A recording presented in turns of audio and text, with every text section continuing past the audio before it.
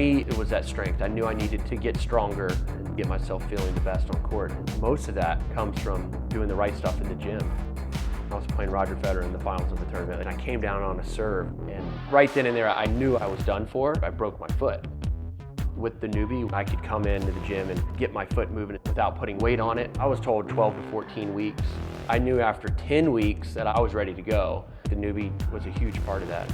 Oftentimes it's mobility and strength. You have it on and it's kind of hurting and you're wincing, you don't feel like you can go anymore, but you can. Those days when I wake up and I'm a little sore, that's exactly what I want to feel.